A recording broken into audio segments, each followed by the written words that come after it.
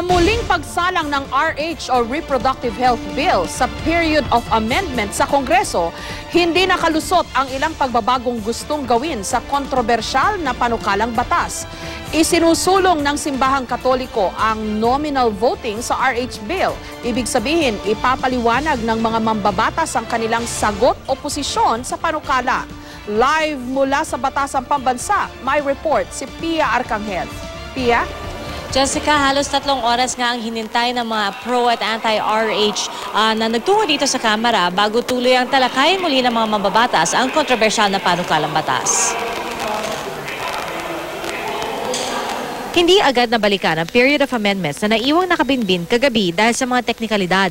Kwestiyon ni Manila Representative Amado Bagatsing ang kawalan ng journal o notes mula sa naganap na sesyon kagabi.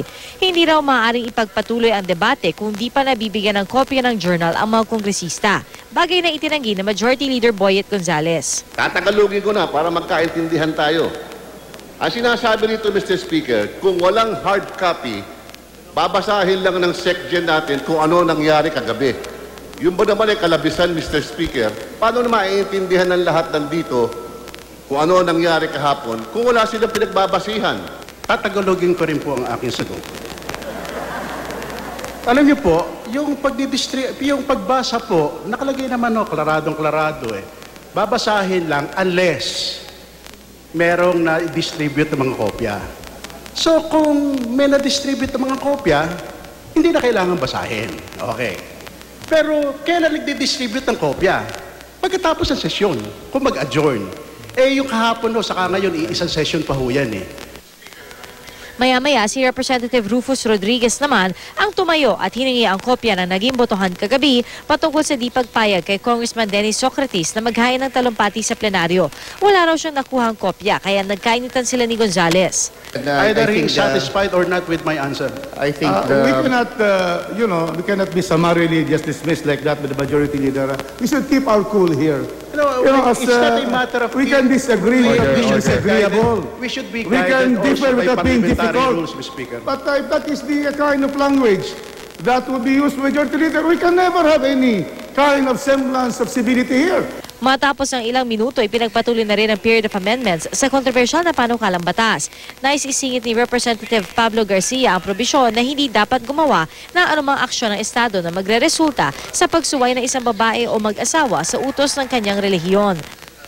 All those in favor of the appeal of the gentleman from Cebu, please say aye. Aye! All those who are against the amendment of the gentleman from Cebu, please say nay. Nay! The nays have it. The amendment is lost. Sa unang pagboto, idineklara ni Presiding Speaker Erin Tanyada na talo ang mga gustong magsingit ng amendment. Pero hiniling ni Garcia na idaan sa nominal voting na lamang o isa-isang botohan ang amendment. Sa huli, natalo pa rin ang amendment ni Garcia. Jessica, sa ngayon ay isinasagawa ang nominal voting para sa isa pang individual amendment na nais isingit ng mga anti-RH. At pinag-uusapan ngayon nila ang linyang When Does Life Begin? At sa ngayon ay nangangalahati na sa page 2 ng RH Bill ang period of amendments. Pero kung kanina ay nag-umpisa sila sa line 2, ilang oras nang nakalilipas at ngayon ay nasa kalagitnaan pa lang sila ng page 2 and there are 27 pages in the entire RH Bill. Okay, Jessica? pero Pia, ang problema dyan naalala ko yung debate tungkol dyan sa Senado at sinabi doon sa Senado na hanggang ngayon nga yung mga eksperto hindi magkasundo. When does life begin? Yes, Jessica, kaya nga ito nga ay sinubject nila muli sa nominal voting ang isyong ito para makapagpaliwanag ang bawat kongresista. Ang sabi nga nung iba kung bumalik nga sila sa panahon ng astronomy, kung si Galileo raw noon inakala niya na patag, yung mundo, nagkamali pala sila, nabilog pala ang mundo. So, posible raw na yung mga naunang definitions na ang buhay ay nag-uumpisa at a later period, posible raw na instead of this definition, ay magbago pa ang definition na ito dahil nagbabago rin daw ang siyensya. Kaya naman, talagang hanggang ngayon, naririto pa rin ang mga kongresista at pinag-uusapan pa rin ang isyong ito, Jessica. Okay, pero the way things are going, mukhang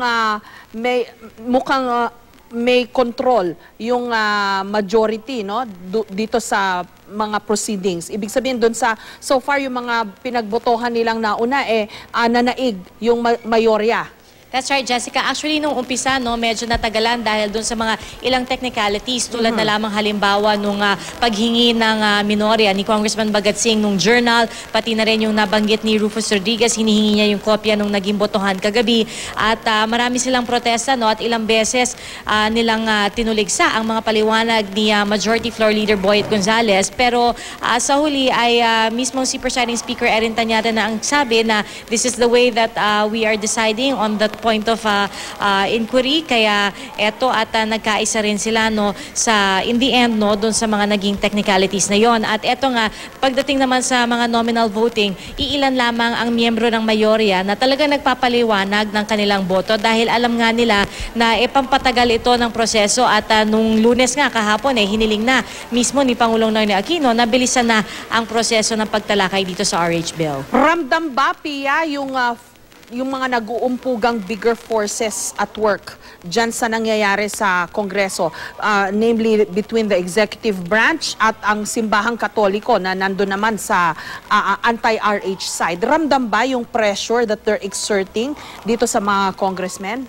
Jessica, from our standpoint, no, doon sa gallery, makikita natin, first of all, sa gallery, makikita natin na may mga representatives from different sectors. So kung ikaw ang kongresista at nasa plenaryo ka, titingin ka lang sa taas, makikita mo na bawat sektor na tumutuligsa at bawat sektor na sumusuporta ay naroroon. Kaya kung ikaw ay, kumbaga, easily swayed, no, medyo mahihirapan kang manindigan. Pero so far, ang nakikita natin, yung influences at work ay really, they go on before the congressmen actually get to the floor. And when they get there, doon mo na talaga makikita kung sino ang kanilang pinapanigan. At talagang yung paninindigan nila, pag sinabi nilang hindi, talagang hindi. Okay, maraming salamat, Pia Arcangel.